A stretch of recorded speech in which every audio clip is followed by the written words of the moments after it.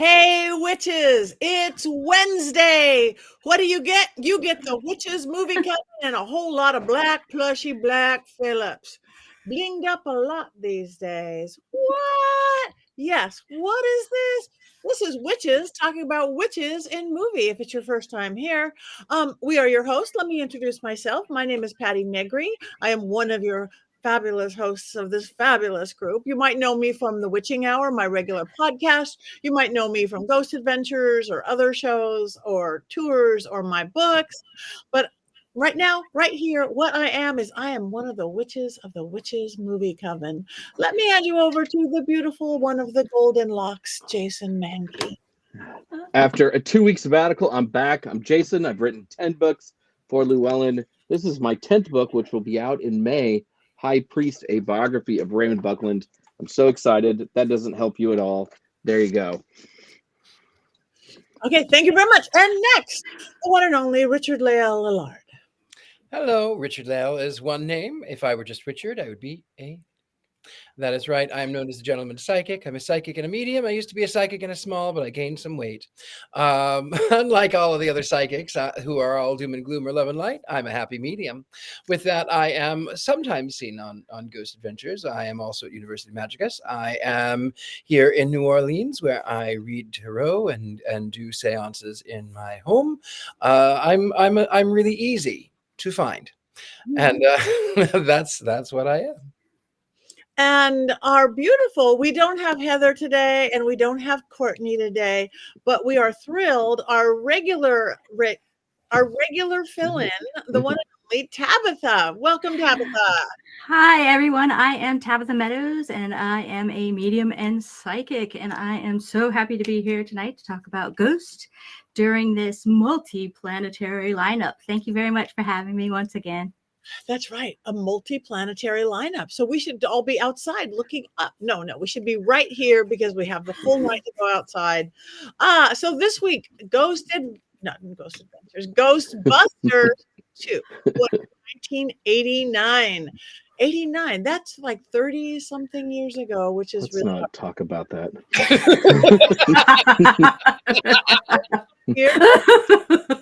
My fingers going, oh, no wonder they look so young. But anyway, Ghost Adventure. I can't say it. Ghost. That's why it takes 4 of us to be a host, because any of us on our own just can't do it. It takes he keeps kicking me.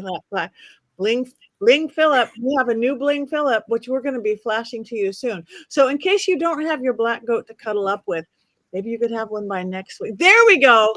Look at now. That's great. That is the new, really big Bling Phillip, and everybody should have one. You can see he's got it wrapped around his horn, which makes me so very happy.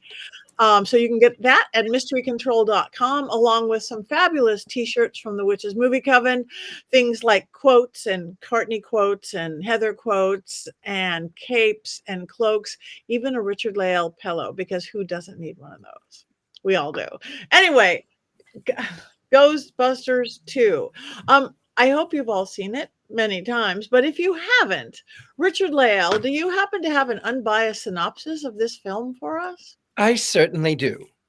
So this is, imagine a time when dinosaurs roamed the earth. It does feel that way sometimes because the technology is so 1980s. But you know what? This is a fun film, which was a sequel to Ghostbusters #1. Ghostbusters #1, of course, sets off the entire motion. I know we're specifically focusing on 2, but I feel like I would be remiss if I didn't give a little bit about the first one. So in the first one, it was the early 80s. I think it was 84, and they find that in the last days there is all of this demonic activity that happens. And then these 4 unlikely men end up by being Ghostbusters, and they save the city. There's a giant Stay Puft Marshmallow Man and an ancient god. Dana is no more, only Zool. And then we cut to Ghostbusters #2. Ghostbusters #2 takes place 5 years after the fact, and the original 4 do come back, but unfortunately, they were so good at eliminating all of the ghosts that they were out of jobs and they were working in a bookstore or working in, kids' parties or, dressed as Elmo in Times Square. I don't know. They were doing things that were not typically what you would associate with people who had reached a level of success. Anyway, as it turns out, there is an ooze underneath the belly of New York City, a pink ooze that, as you find out, is rather sentient, and it flows like a river to the Metropolitan Museum of Art, where there happens to be a painting being restored. Vigo is his name, and Vigo it was a Carpathian, and he had lived to be a ripe old age of 100 years. And in that 100 years, he was stabbed, he was choked, he was strangled, he was beaten, and he managed to survive because, as they say, only the good die young. Well, Vigo certainly was not good. He was the supreme villain of the entire thing. And it just so happens that Dana is now... Dana, was that her name? Yeah, Dana. She is now being an art conservator while her child was an infant, and she will probably go back to the orchestra. She and Ray, one of the Ghostbusters. I'm bad with names. One of the Ghostbusters had broken up anyway. The last one. So now she has a baby with someone else. Oscar Meyer Wiener is the baby's name. Actually, it's funny, but he is named after a hot dog. That's a quote. Bill Murray says it. Anyway, so as it turns out that there are these ghosts that are now starting to take over the city, and this ooze, this slime is sentient, and it feeds on all of the negativity. And in all of the places in the world, it is assumed that there is a lot of negativity in New York City, and I would disagree. I think there's more negativity a little further out in Long Island, a little town called Glen Cove, but I'm not going to go there. Anyway, Lockjaw, we're not going to talk about their negativity. Anyway, all the negativity is flowing in the city. Vigo is trying to be reborn. He possesses this Dr. Martin Granger from the Addams Family Values. Anyway, he possesses him, and then he is taking over, and he's trying to take over the city, and everything is going awry. The Ghostbusters are being held in contempt of court, then they're being thrown into a psych asylum, and then, of course, a great form, this gelatinous mass, forms around the art conservatory, the Metropolitan Art Museum, and they can't break through with all of their machines, all of their bug zappers. So they go to the Statue of Liberty, and they've learned that it's sentient and it works on positive vibes too. So they slime her with a lot of ooze, and I know how that sounds. They slime her, and they play a great song that sings about love.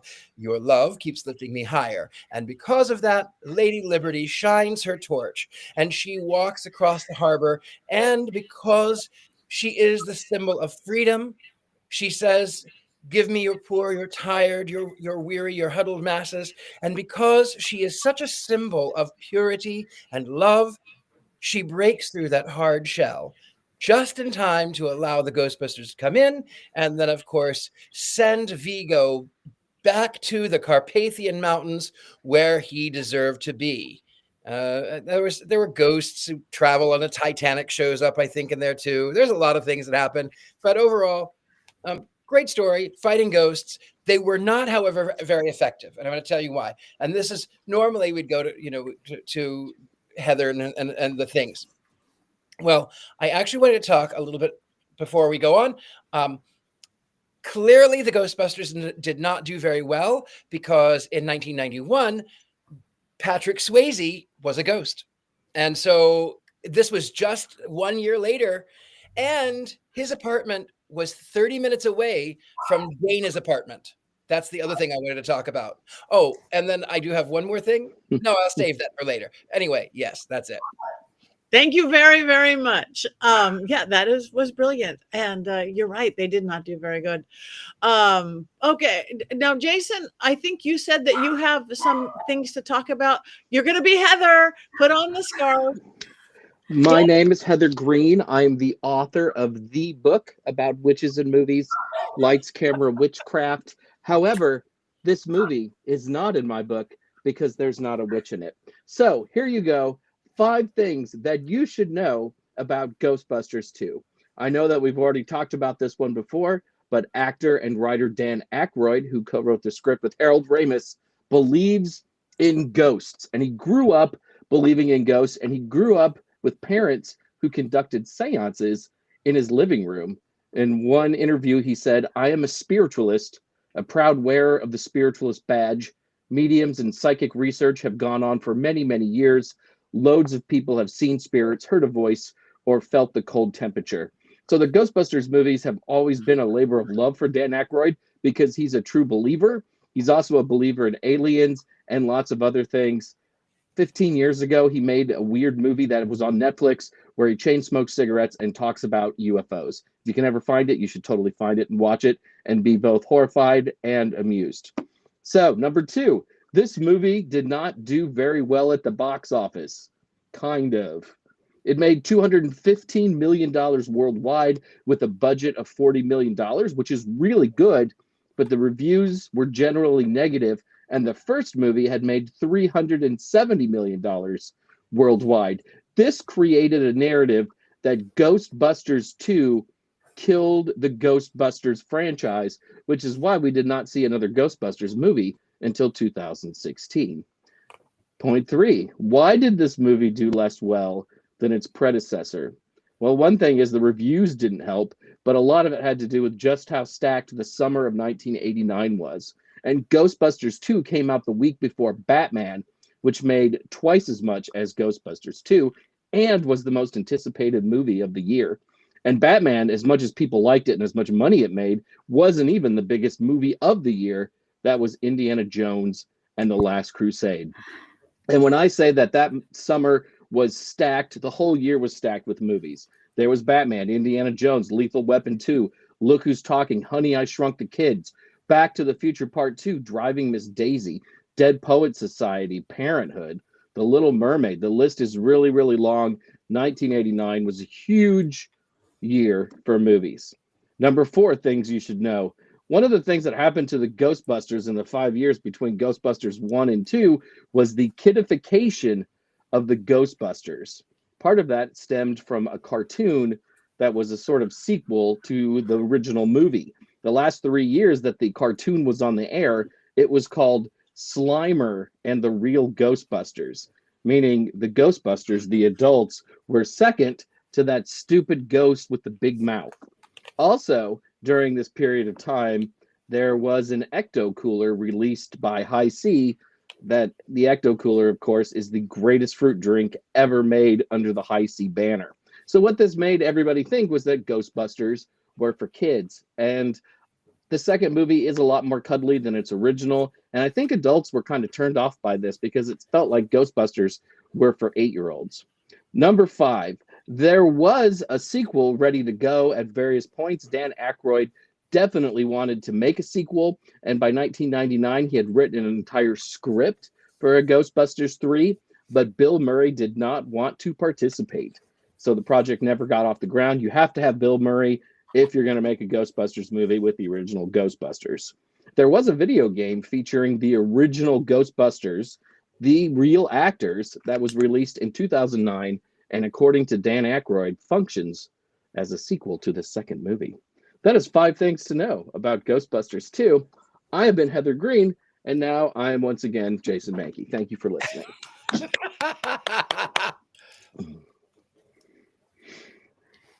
Patti, we can't hear you. Oh, I'm sorry. I'm muted because Willow was barking. Somebody mentioned, who mentioned Willow, and she heard that. So she did join in. So I had to mute her. I'm sorry. She's so opinionated. So, yeah. So that thank you for those beautiful explanations of the movie. I don't know who wants to start with this. I will start. I loved it. I absolutely loved it. I love the relationships of the guys. Um, I love Sigourney Weaver. I do love her, and she got to play a mom, which is kind of sweet. And I like the kind of they put a little humanity into it. I do think that Ernie Hudson could have been used more. He's just like the side character so much, and I don't know why. He's good. My one of my happiest moments is I actually got to play Ernie Hudson's wife in a movie a few years back called Spaceman with Josh Duhamel. It's a small role in a small independent movie, a really funny baseball movie. If you like baseball, called Spaceman, the story of a real guy who was this baseball player but stoned all the time. But he played Major League Baseball, and Josh Duhamel played him, but Ernie Hudson played one of his bandmates. And I'm sitting there at the baseball field. I'm going, you're a real Ghostbuster. I'm a Ghostbuster. Well, I'm a paranormal investigator, but you're a Ghostbuster. And I just for my little role as his little wife in the baseball field, it was really great. But it had people's story to me, this one, for some reason, that I got involved in, and I there, Spaceman, yeah. If you like baseball and kind of biopics about people, it's really good. I don't think it ever, I don't know if it got released. It was a small little independent film that Josh did, Labor of Love. But I enjoyed every second of this movie, probably as much as the first one for some reason. So that's what I have to say about it. I like all the people, but give Ernie Hudson some more lines, please. I have something to say. Okay. Only because Aeon says, I would like your review of Ghostbusters 2016. No. And I'll tell you why.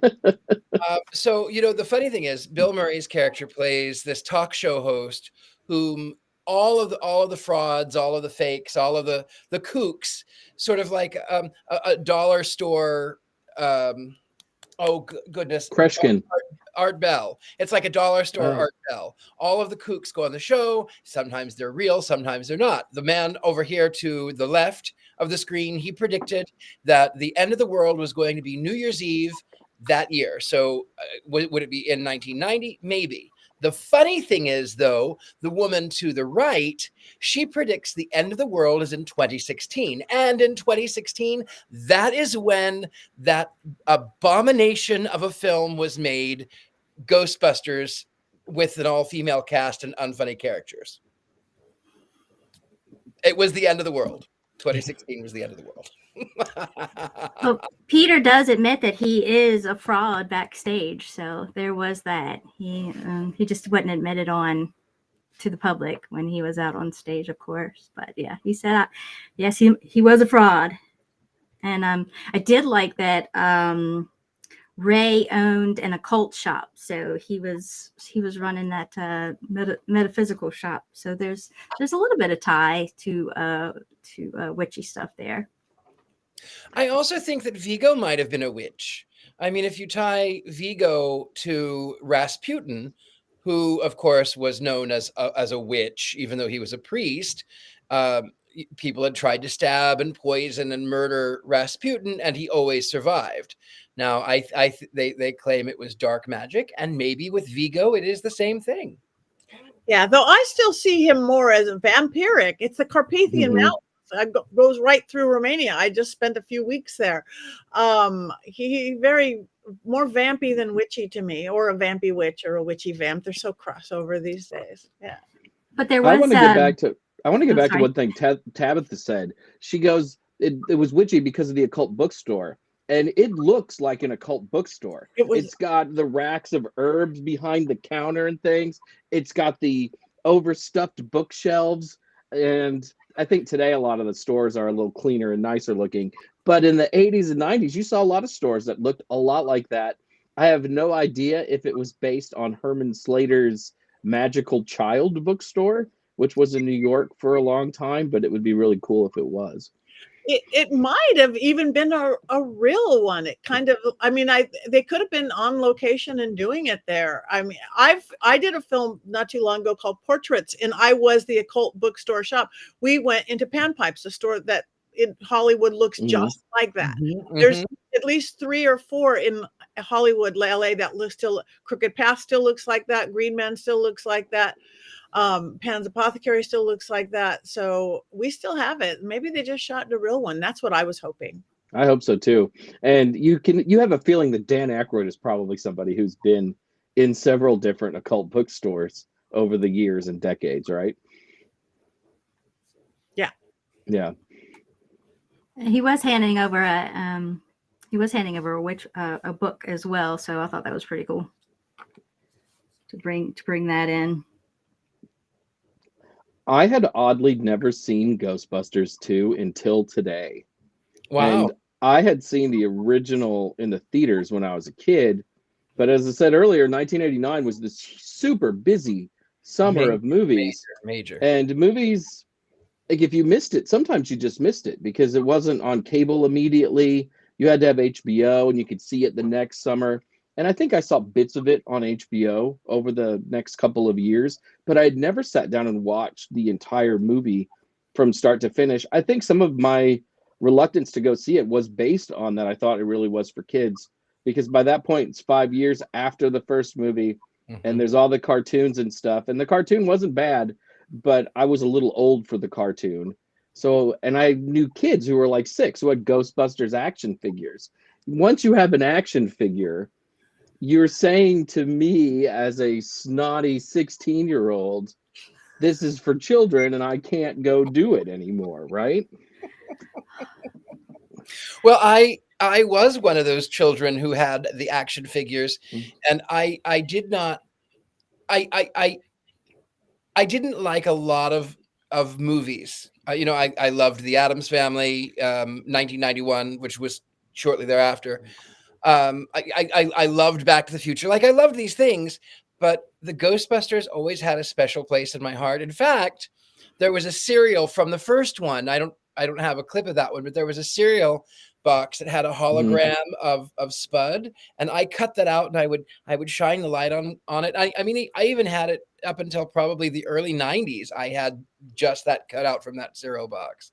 So I was one of those dumb kids with the action figures.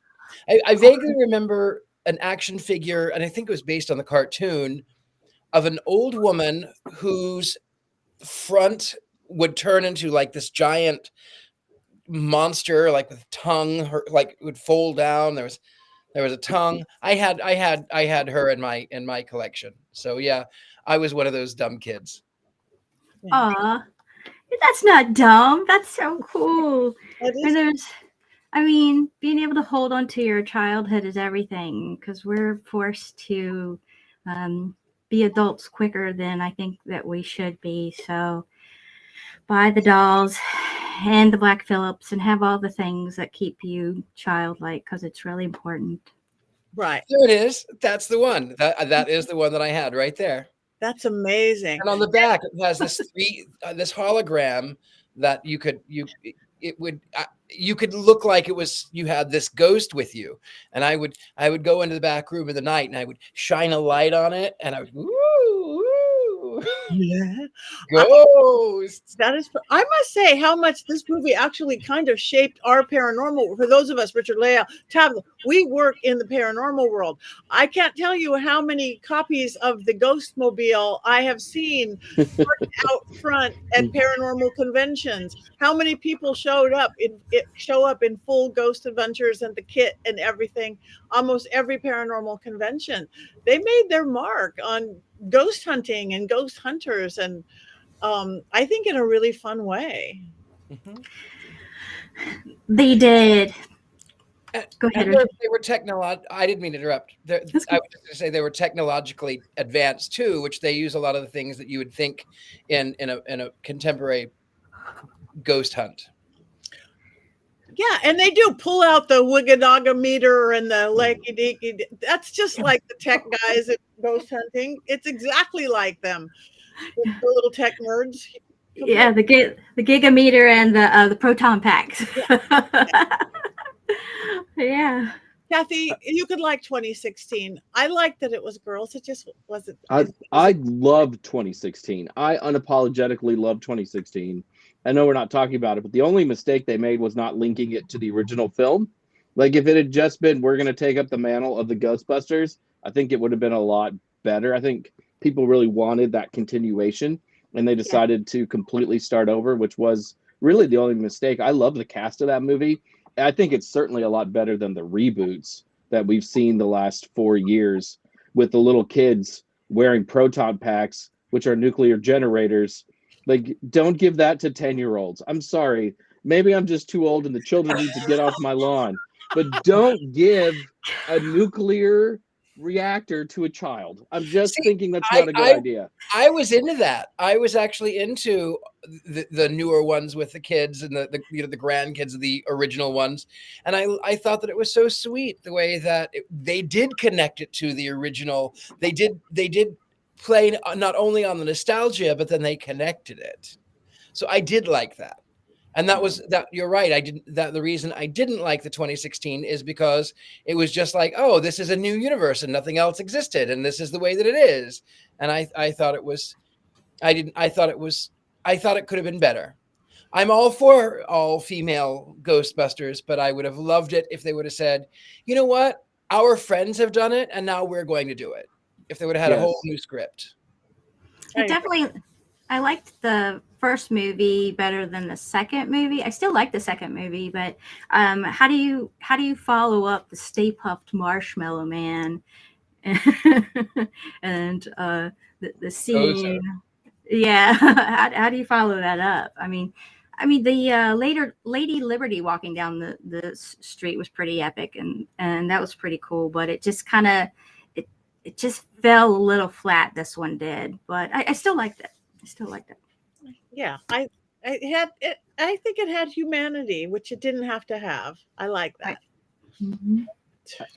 I think Peter, Ray, Egon, and Winston are such well-drawn characters that all of the things that came after were always going to be a little bit lesser. They're like Star Trek characters, like the original cast, like Kirk and Spock and Bones and Scotty and Sulu and Chekhov.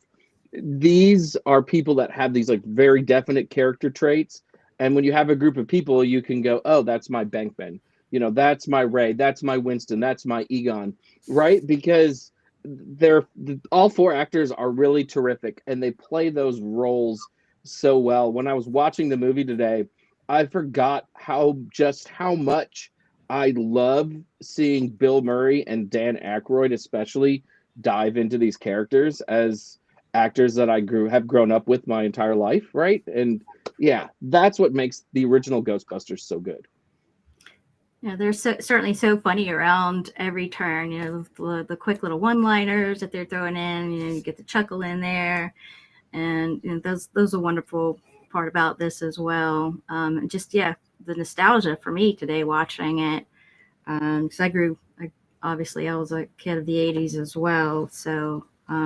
Movies were really big, and golly, how about the music montages that would pop up in this movie? They were great as well. There is, can you show the one with the toaster again? The scene where they're playing with the toaster. So in this one, I love this fact that they have a toaster that, of course, that if you sing to it and you caress it and you sleep with it, as in the case of Egon, then it produces happy things, and it pops up this very happy toast. And Ray is saying how that it's a new thing on Christmas. He's going to do this great thing, but you have to be careful that you can't be mean. You have to make certain that you are always nice to it.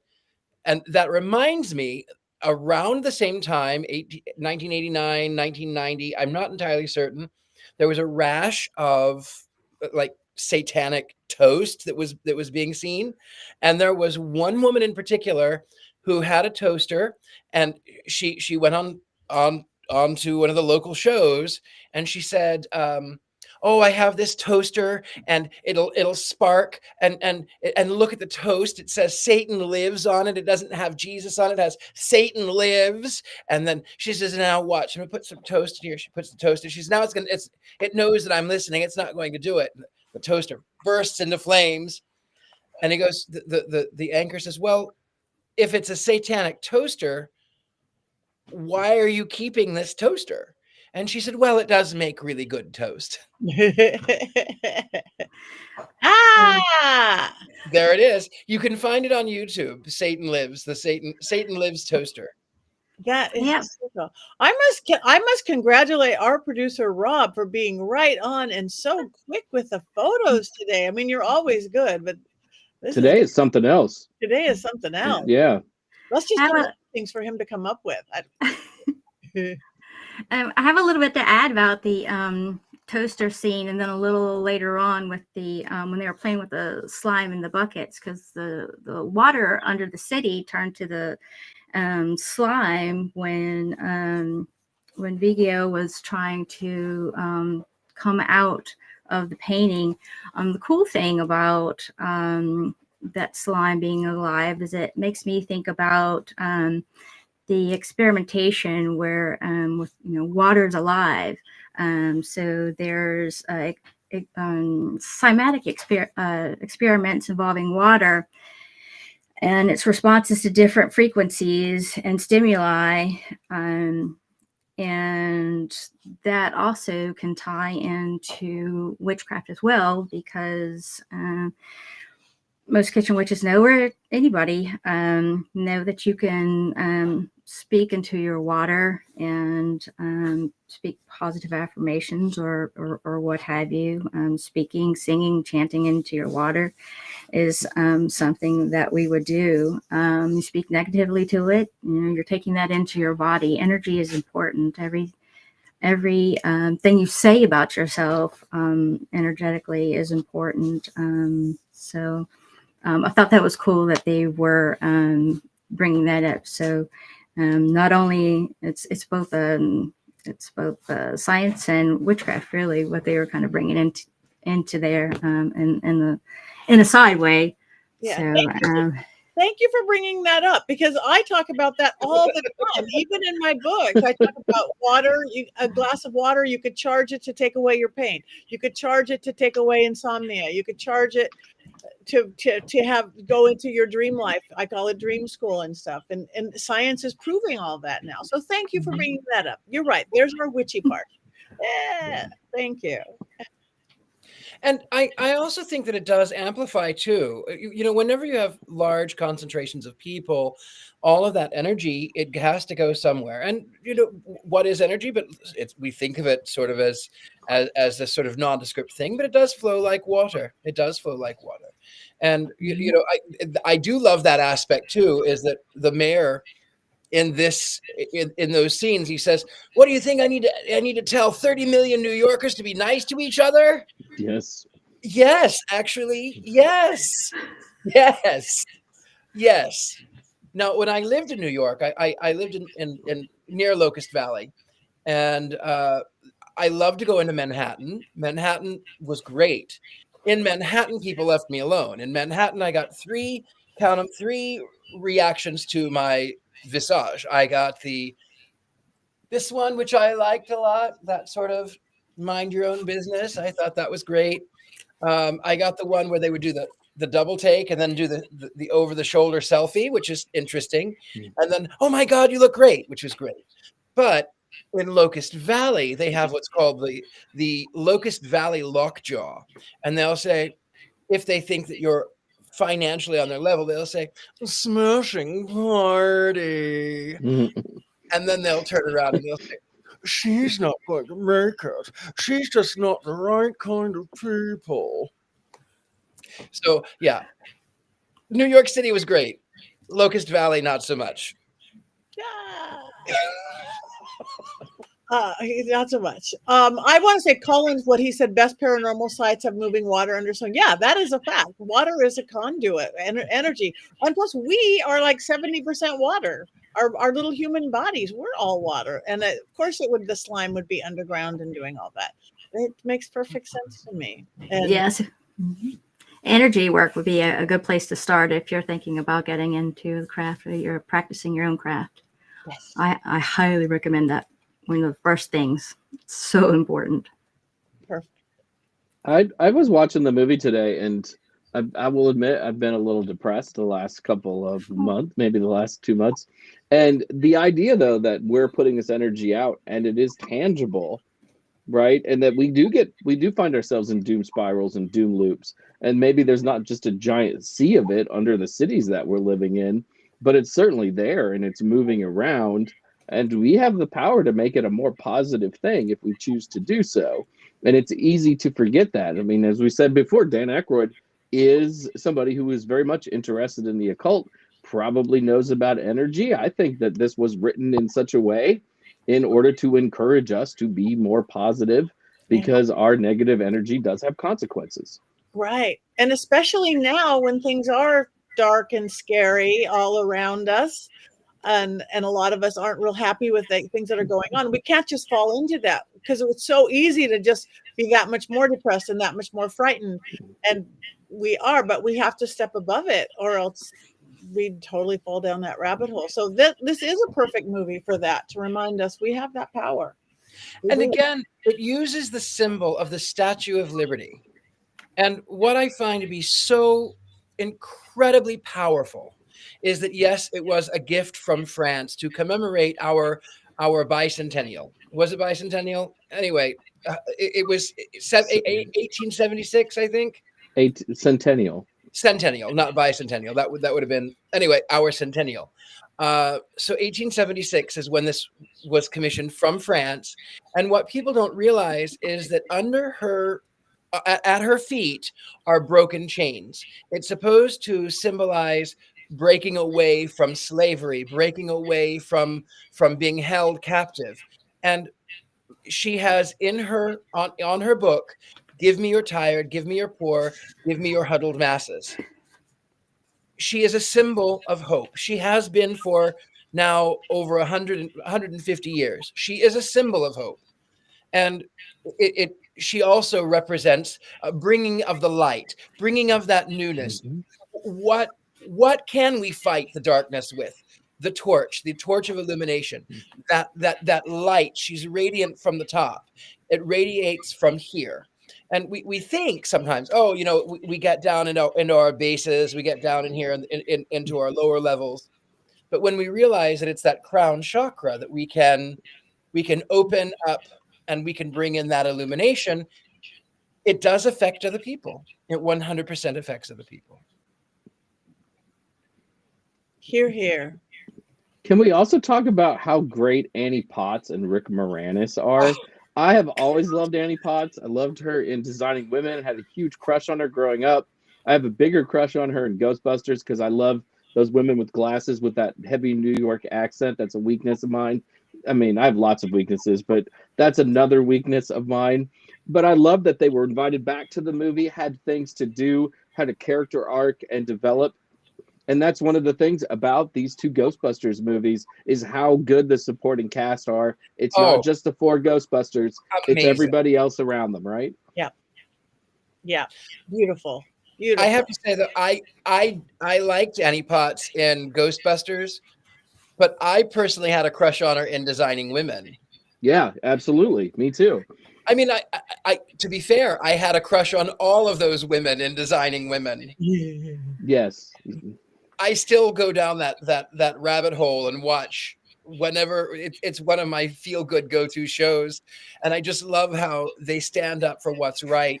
And it's beautiful. I still have a crush on all of those women. Like talking about Designing Women, we really need Heather here. And I can't just put on the scarf and magically turn into Heather at any moment because she's in Atlanta, like the Designing Women were in Atlanta, right? So she's got that super connection. Excepting the house is in Arkansas. It takes place in Atlanta, but the house is in Arkansas. When you want to talk about real magic, the house on the exterior, which is in Arkansas, Little Rock, has 2 doors.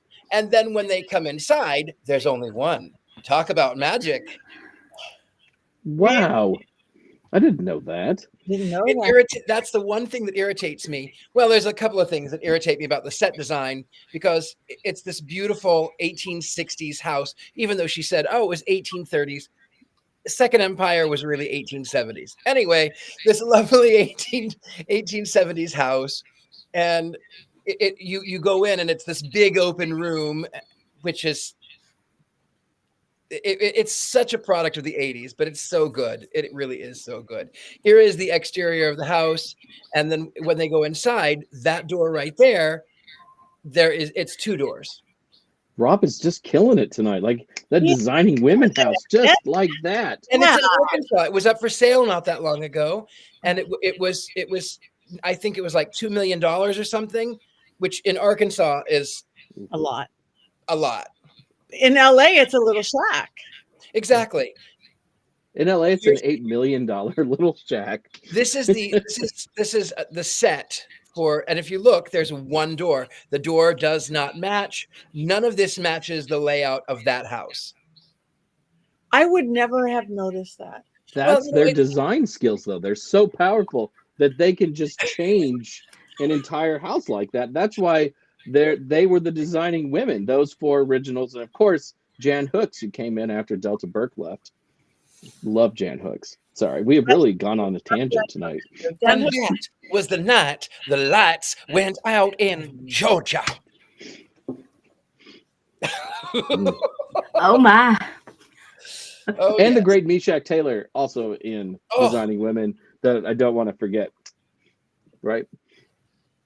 Yeah, that's true. Jan Hooks was one of my friends way back when, before she had the show. And rest in peace, Jan Hooks. She was a great girl. Oh, one of the greatest of SNL ever. Absolutely ever. Oh, so talented. I miss Jan Hooks every day. Oh. She should have been in Ghostbusters too. I think should have found something for her to do. Well, maybe she can be in Ghostbusters 7 or something. Yes, I think they should make another one. Will they? Do we know? Anyway, do we have any quotes for this fine film? Richard-Lael, do you want to go first? Well, my quote was that 2016 one, and then that was, I already said that. Yeah. Somebody asked about it. I wrote that one down because it's so good, right? It is a great quote. I did make some to fill in for Courtney, just because I thought if I didn't, I might get hexed. It's a hexless night so far. I'm missing it. Hexless night. All right. So here's a couple quotes. Egon says, "My parents didn't believe in toys." Ray says, "You mean you never even had a slinky?" Egon, "We had part of a slinky, but I straightened it."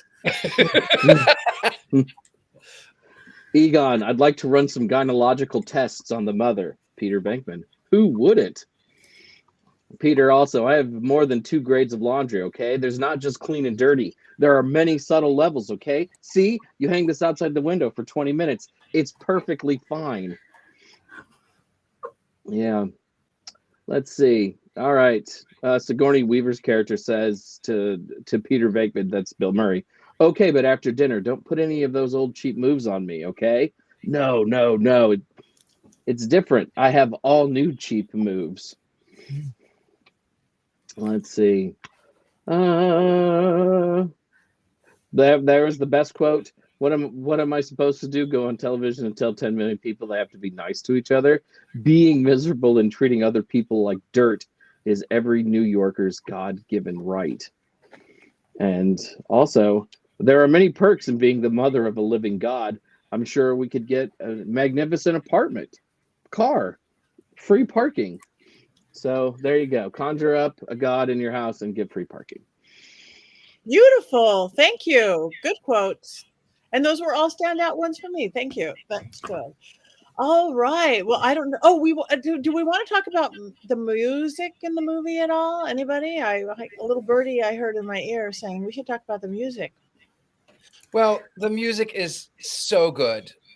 Higher and Higher, Jackie Wilson. If you don't know, you have to, after this show, in like 10 minutes, you have to go Google Higher and Higher, because this one I feel is, I loved the Ghostbusters theme in the original one. You know, I didn't hear so much that in this one, but I love Higher and Higher. It's almost a religious experience. Auld Lang Syne is the thing that brought the energy up at the end too. Oh, yeah. Because they were kind of losing it, and then all of a sudden they started hearing music from the door, and then it starts piping in, and then it pans out, and everybody everybody outside is singing the song. So that's definitely a song that represents new beginnings and friendships and old ones, and more humanity and love your neighbor. Yeah, and I want to go back to the TV talk show when the guy said ending on New Year's Eve. The world could have ended on New Year's Eve. He could, right? The song saved the day. Yeah. So, when I think of music in this movie, though, I think of On Our Own, the Bobby Brown song, which was like the single that they really pushed to radio and stuff, peaked at #2 on the Billboard charts. And one of the interesting things about that song, though, it's definitely an R&B song, but it has a couple of bridges that are pure rap by Bobby Brown. You know, take the proton packs and the backs and they split. I can do some of that rap, but I won't do all of it because it would probably horrify everyone here. But in 1989, that was a pretty big deal to meld those two categories together like that. And today, that's really commonplace. R&B and rap, hip hop certainly cross over all the time. But in 1989, it was a much bigger deal and much more rare. And Bobby Brown does that on the Ghostbusters II soundtrack of all soundtracks. And yeah, I loved that song when I was a kid. I was a heavy metal kid.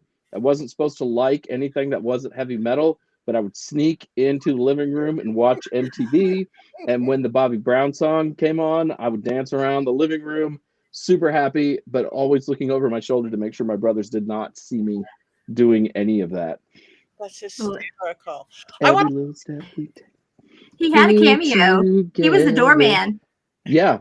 He had a cameo in the movie. He was a doorman. Yeah. And he was just 20 years old when that came out because he was in New Edition, which started as kids. And he had My Prerogative the year before. But, you know, he was a baby. He was a baby when he was making those songs. And he did it so well, so well. I think technically they call that style of music New Jack Swing, which he did. But I don't know all the different genres of music. And just R&B works really well for me. Also, the era of Belle Biv DeVoe. Everybody from New Edition did great things after New Edition broke up. That's true. I want to comment. Lisa Parker said, is there a benefit to trap a ghost in a box? Favors, energy. I've never been able to catch a ghost in a box. You can do spirits in a box. There's a lot of different witchcraft things and ceremonial where or you're going to catch spirits into a box, but more like demons, deities, and I've not personally been able to catch a ghost in a box, so I've never got favors from it. I don't know. I could be wrong. Anybody else, Richard-Lael? I've never done it either. I don't think I've ever even had the thought. I will say, however, that I've helped spirits find a host, whether it be a doll or, you know, whatever it may be. And I will tell them, here's a vessel for you that you can stay in this for a moment. This is someone who is going to take care of you, and they're going to give you gifts. They're going to sing to you. They're going to love you. And if any moment you feel like that you are being abused or that you want to move on, you are more than welcome to find the next light and move on. You are not trapped here. You are free, but this is your vessel. I do help people with that. I do. I talk about that in my upcoming book on haunted dolls and puppets. Yes, that they're beautiful vessels for ghosts, but you don't stick them in there. I mean, you know, and catching one in a box, no. That's unkind. I would never do that either. Yeah. Patti, I have a question for you, and this is also for Tabitha and Richard-Lael too. You talked about how popular Ghostbusters are at paranormal conventions. Is there any bad that comes from it? Like, people think ghost hunting is going to be something like they've seen in a movie, right? Where it's a lot more of a violent conflict and they want to play superhero.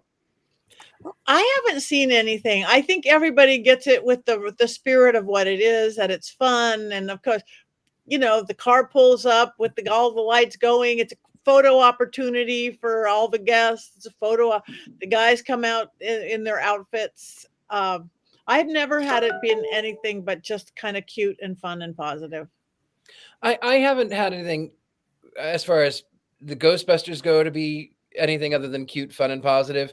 But I obviously in other things I have had people who will obsess over films and everything gets blamed on demons. I mean, I whenever I do a seance, I still use my Ouija board, and people who are old enough to remember The Exorcist, it freaks them out. Oh, it's demons! It's demons! So, I mean, and that is the only negative that I can think of. But as far as the Ghostbusters go, no, people get that it's cute. Now, Satan Lives toaster, that's the best. I just love that clip. That is brilliant. You have to find it. Satan Lives toaster. It's so funny. I want a Satan Lives toaster. I want one that says different things every day, though. Anyway, well, I guess it is time. It is time for us to vote on this film, and that is for all of you in our chat room. As Jason Mankey has something. Oh my God, the Mankey Minute. I mean, we did miss it for 2 weeks. It's fine. It's been gone for half a month. What about you forever? Oh my God, Jason. So glad. I'm so glad it's okay. back. I almost forgot about it myself while doing quotes and Heather's 5 things. I apologize. Mm-hmm. The floor is yours. All right. It's a quick one, I promise. 202 million in 2024, 204 million in 2021, 229 million in 2016, and 215 million in 1989. Out of these 4 worldwide box office grosses, guess which movie is considered a flop? If you said 215 million in 1989, you somehow came up with the correct answer. Did you know that $215 million in 1989 is the equivalent to $500 million in today's money? What the? That's right. Ghostbusters 2 was a major box office disappointment. Wonder about the intelligence of movie executives as they scheduled the film's release just 1 week before Michael Keaton's first Batman movie, one of the most anticipated films ever. And that doesn't even take into account Indiana Jones coming out the previous month. Marvel at how studio heads considered the 8th biggest movie of the year a colossal flop.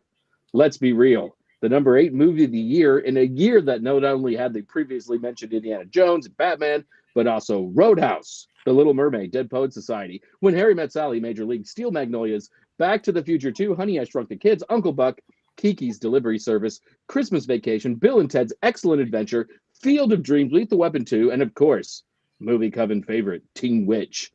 I would say that in perhaps the best year for movies ever, number 8 is Pretty Damn Good. But Pretty Damn Good was not good enough for Columbia Pictures, and despite 3 Ghostbusters movies over the last 10 years, the franchise has never gotten back on track. What does this all mean? It means we can't have nice things, and that we all missed out on a third chance to see Bill Murray, Dan Aykroyd, Harold Ramis, Ernie Hudson, Sigourney Weaver, Annie Potts, and Harold Ramis all star together in a movie. Was Ghostbusters 2 an all-time great film? Of course not. Is it an entertaining film? Absolutely. Did it deserve better? Oh, yes. It deserved a December release, free and clear Batman and Indiana Jones, where the only ghost it would have had to face at the box office would have been Miss Daisy. But at least we got that cool Bobby Brown song out of the whole deal. Boom, that's it. Yay, beautiful. Thank you. And look who just popped on screen. Chad the Great and Powerful. Welcome, Chad. I want it known that I didn't have time to change that before they dropped me in, or it would have said Chad Busters. Great, so Powerful goal, and I apologize. Certainly. But how is everybody? Great. Good. Better now. You are certainly worthy of Great and Powerful. There's no question about that. Yes. Well, thank you, because much like the wizard, I am also a fraud. Do you have any thoughts on Ghostbusters 2 before we vote? I think, so I think that the whole thing at the beginning where they're like, hey, they saved the world and now everyone's conveniently forgotten about it and they're washed up was a terrible direction to start with. But I think the entire sequence with the Statue of Liberty at the end, because I love a musical number, so the whole thing with the Statue of Liberty is wonderful. But those are the only thoughts I can shoehorn in here at the end. But it does show, I'm sorry, I didn't mean to interrupt, but it does show, you're right, about how the amnesia, when the world is saved, how quickly people do forget. I mean, we had COVID. A million people died. People forget. People just forget. No, it's true. You're good Are point. Good we point. changing history? Changing history. People do forget. It's like you're a star one day and you don't count if you. Yeah. All right. On that note, let's vote. Everybody, wands up or wands down. Everybody in the chat room, all of us. We welcome Chad getting here just in time. Your love keeps lifting me higher than I've ever been lifted before. Musical ones up. Look at all of us. Okay, chat room, let us know. I decided to use a broom, a very waxy little broom, because I could bring a little more witchcraft in the movie. You need a little more witchcraft, but definitely wands up. Proton Pack wand up for all Ghostbusters movies, but only one neutral for the female reboot attempt. We're not voting on that one. Wands up, wands up, wands up, wands neutral. Mary Jane, neutral, okay. Wands neutral. Do you want to tell us why in the chat room? Wands up for an 80s classic. So okay, it looks like it's almost unanimous, mostly up, a couple of neutrals, which is not bad for our group. Nobody even got hexed or cursed, which is practically miraculous for our group. That's pretty stupid. I was told by our producer that I should try to hex myself tonight to make up for Courtney. That is good. So what is our movie next week? Do we know? We don't know. I don't know that we know. I don't know that anybody knows. Without Heather, we're lost. Heather knows. Heather knows, but Heather isn't here. Next week, we will be reviewing the movie Heather Knows, about a psychic who lives in Atlanta, Georgia. And how do we tell people to watch it? Well, you guys are we're just going to have to post it somewhere. He knows, but we don't know what our next movie is. Are we doing? The Designing Women know. Designing Women know. Lord of the Rings, or what? It's gonna be Nach einen Stuhl, which is a German impressionist film. It is about the 4 generations of a family told from the perspective of a fireside armchair. And you can get it on Amazon Prime for $3.99. Do I see I think I see a "Let's Do Heathers" in the chat there. Yeah. Heathers. See, our producer says we think it's the Lord of the Rings. Oh, yeah. Oh God, I'm not looking forward to it. We did postpone that while I was gone because I'm a big Lord of the Rings nerd. So Huckleberry, Jason. I think, Richard-Lael, that you're missing the grander scheme of things, which is being able to judge the interiors of all of the Hobbit homes for how they're decorated. That is true. That is definitely true. But I will tell you that I used to work for the San Francisco Opera, and we did the Ring Cycle by Wagner, and the thing about, they're somehow connected, the Lord of the Rings and the Ring Cycle. They're connected, and from what I know about the Wagner is that it builds and builds and builds and builds and builds and builds and builds and builds and builds, and it does not go anywhere. So I don't know how I feel about the Lord of the Rings. Well, the Lord of the Rings definitely goes somewhere. However, the weird thing about the way that the movies are made is there is a moment about 2/3 of the way through each of the films where it feels like the movie is over, and then it's suddenly not. So wait a minute, how many Lord of the Rings are there? Well, there's 3 of the original trilogy, and then there's the extended editions, and then there's the second trilogy prequel of the Hobbit series. I think I feel a headache coming on. Richard-Lael, you could watch the Richard-Lael, you're cartoon doing it. adaptations. You could watch the cartoon adaptations, of which there are only 2, and save yourself about 6 hours of watching movies, probably. Maybe I can just read the Cliff Notes, or maybe I can read the wiki page or something. I think that you're judging it too harshly. I feel like you would really enjoy it if you gave it a chance. And I'm not even being facetious. I think you honestly will like it. I think the pomposity of the elves is especially going to appeal to you. Are we just doing the first one or the whole shebang? Because we love Richard-Lael, probably only the first one. Okay, but... all right.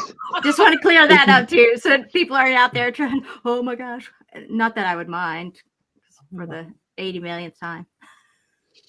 Okay, should we call it and decide that that's what it is, and then tell Heather that's what it is, even if that isn't what it is? That's what it is. Absolutely. That's what it is. Rings, number 1. All right. Well, it is that time. Does anybody have anything coming up that they want to talk about, or is it just time to cackle? On March 21st through March 23rd, I will be at Pagonicon in Minneapolis, as will Heather Green. So I'm doing both of us at the same time. Okay, perfect. That's it. I'll hold everything for next week. So you guys, thank you. Come tell your friends about us. Come back next week and show us your love on the count of 3. 1, 2, 3.